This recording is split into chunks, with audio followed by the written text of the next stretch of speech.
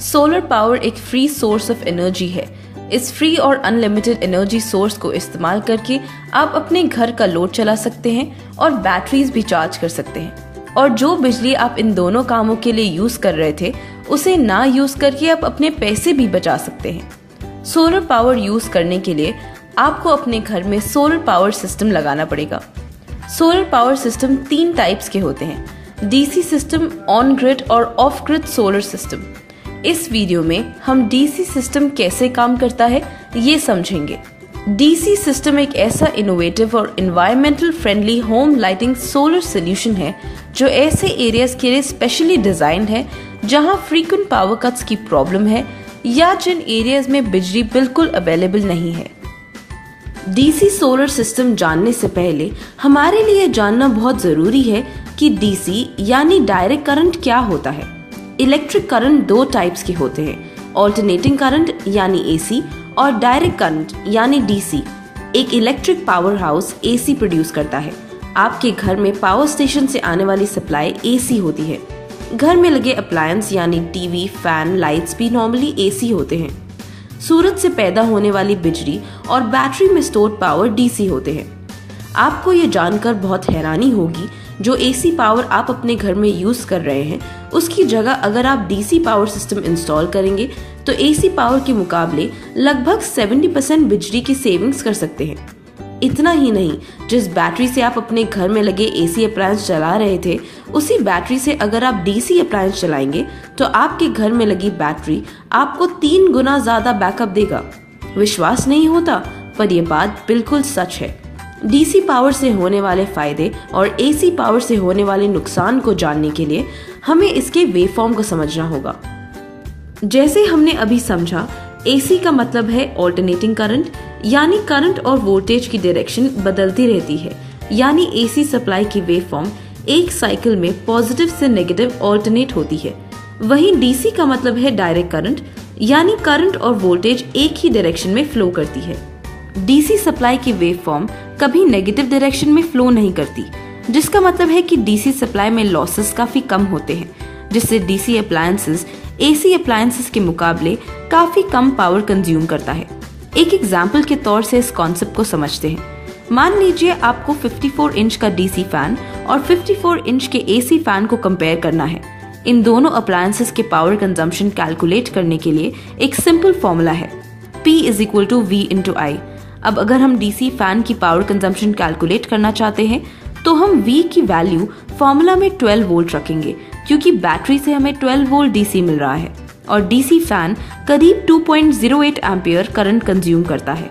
तो फॉर्मूला के अनुसार पावर = 12 × 2.08 = 25 वॉट। अब अगर हम एसी फैन की पावर कंजम्पशन कैलकुलेट करना चाहते हैं तो हम V की वैल्यू फॉर्मूला में 220 वोल्ट रखेंगे, क्योंकि मेन से हमारे घर पे 220 वोल्ट की सप्लाई आती है और एसी फैन करीब 0.36 एम्पियर मेन से कंज्यूम करता है। तो फॉर्मूला के अनुसार पावर = 220 × 0.36 = 80 वॉट।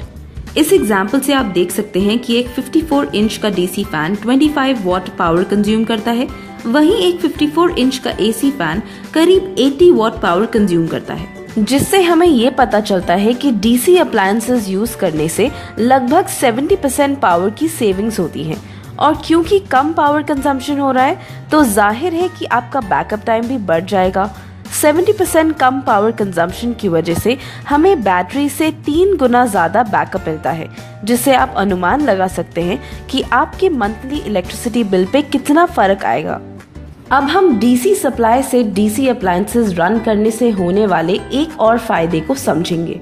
मान लीजिए आपके घर में एक नॉर्मल इन्वर्टर है जो कि मेन से आने वाले एसी सप्लाई को डीसी में कन्वर्ट करके बैटरीज को चार्ज करता है और उसके बाद बैटरी में स्टोर्ड डीसी सप्लाई को फिर एसी में कन्वर्ट करके लोड रन करता है। इस एसी टू डीसी और डीसी टू एसी कन्वर्जन में कुछ एनर्जी लॉस हो जाता है, क्योंकि जब भी एक एनर्जी फॉर्म दूसरे एनर्जी फॉर्म में कन्वर्ट किया जाता है तो हीट या स्विचिंग लॉसेस के फॉर्म में कुछ एनर्जी लॉस हो जाते हैं, जिससे आपके इन्वर्टर से connected load extra power consume करता है। लेकिन एक डीसी सिस्टम में ये लॉसेस नहीं होते, क्योंकि इस सिस्टम में किसी भी फॉर्म का एनर्जी कन्वर्जन यानी AC टू DC या DC टू AC नहीं होता। ये सिस्टम DC पावर से ही बैटरीज को चार्ज करता है और DC पावर से ही लोड रन करता है, जिससे DC सिस्टम एक साधारण इन्वर्टर से काफी एफिशिएंट बन जाता है। DC पावर से होने वाले फायदे तो आप समझ ही गए होंगे। अब हम एक सोलर DC सिस्टम कैसे काम करता है ये समझेंगे। DC सिस्टम घर में इंस्टॉल करने के लिए आपको सोलर पैनल्स, बैटरीज और DC लोड की जरूरत पड़ेगी। DC सिस्टम सोलर पैनल से आने वाले DC पावर से इंटेलिजेंटली बैटरीज को चार्ज करता है और DC लोड रन करता है। ये DC सिस्टम 800 VA 12 वोल्ट में अवेलेबल है। इस सिस्टम के साथ आप घर में लगे 3 DC फैन, एक DC LED टीवी और 3-4 DC LED लाइट्स बड़ी आसानी से चला सकते हैं। जैसा हमने पहले भी बताया था, ये सारे अप्लायंसेस DC हैं, इसलिए इनकी पावर कंजम्पशन AC अप्लायंसेस के मुकाबले बहुत ही कम होती है। अगर कभी सोलर से मिलने वाला पावर बैटरी को चार्ज करने के लिए काफ़ी नहीं है, तो आप अपने DC सिस्टम से कनेक्टेड बैटरीज को मेन से भी बड़ी आसानी से चार्ज कर सकते हैं। इसके अलावा DC सिस्टम के अंदर 2 चार्ज कंट्रोलर्स इनबिल्ट है। 12 वोल्ट 10 एम्पियर का MPPT सोलर चार्ज कंट्रोलर, जो सोलर पैनल से आने वाला अनकंट्रोल्ड पावर को कंट्रोल करके आपके बैटरीज को एफिशिएंटली चार्ज करता है, और दूसरा है 12 वोल्ट 10 एम्पियर का ग्रिड चार्जर, जो मेन सप्लाई से बैटरी चार्ज करता है। लेकिन मेंस की कनेक्टिविटी सिस्टम के साथ तभी होती है जब सिस्टम से कनेक्टेड बैटरी और सोलर पैनल से आने वाला करंट एक प्रीसेट लिमिट से नीचे चली जाए। इस फीचर की वजह से मेन सप्लाई मिनिमम यूटिलाइज होती है और मैक्सिमम सेविंग्स होते हैं। इस कॉन्सेप्ट को थोड़े डिटेल में समझते हैं। मान लीजिए आपने DC सिस्टम के साथ 12 वोल्ट 120 AH की बैटरी और 120 वॉट के सोलर पैनल्स कनेक्ट किए हुए हैं। इस 12 वोल्ट बैटरी की बूस्ट वोल्टेज 14.4 वोल्ट है, यानी कि 14.4 वोल्ट पे बैटरी फुल्ली चार्ज हो जाती है। 120 AH की बैटरी को चार्ज होने के लिए करीब 10 एम्पियर करंट की जरूरत पड़ेगी। DC सिस्टम बैटरी को चार्ज करने के लिए पूरे 10 एम्पियर सोलर से लेता है, लेकिन अगर सोलर से मिलने वाला करंट 4 एम्पियर या उससे नीचे चली जाए और बैटरी की वोल्टेज 12.5 वोल्ट से नीचे डिस्चार्ज हो जाए, तो DC सिस्टम में मेंस की कनेक्टिविटी हो जाएगी और बैटरीज मेन से चार्ज होगी, और जैसे ही सोलर पावर फिर अवेलेबल हो जाएगी तो DC सिस्टम बैटरीज को सोलर से चार्ज करेगी। अब हम DC सिस्टम के फ्रंट पैनल को समझेंगे। DC सिस्टम के फ्रंट पैनल पे एक LCD डिस्प्ले और उसके नीचे 3 LED इंडिकेशन लाइट्स प्रोवाइडेड हैं। LCD डिस्प्ले पे आप सिस्टम के अलग अलग पैरामीटर्स जैसे कि rupees savings, battery voltage, solar voltage और current, solar charge controller on और ऑफ, ग्रिड चार्जर ऑन और ऑफ, MPPT इक्वलाइजेशन ऑन जैसे मैसेजेस देख सकते हैं। इसके अलावा LCD डिस्प्ले के नीचे दी गई LED इंडिकेशन लाइट्स अलग अलग कंडीशंस में ग्लो होती है।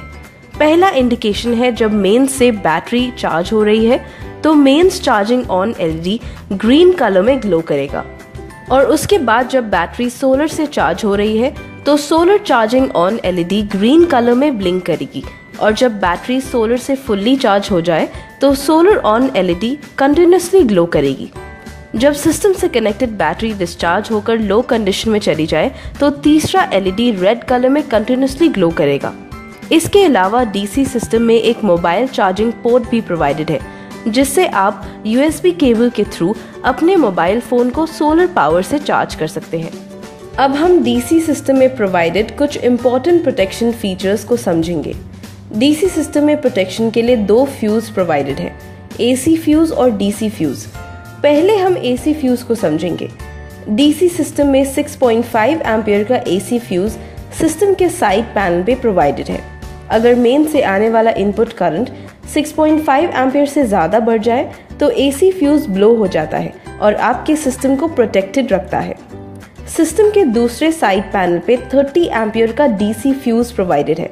अगर किसी कारण DC सिस्टम के साथ बैटरी के रिवर्स कनेक्शंस हो जाते हैं तो DC फ्यूज ब्लो हो जाएगा और आपके सिस्टम को प्रोटेक्टेड रखेगा।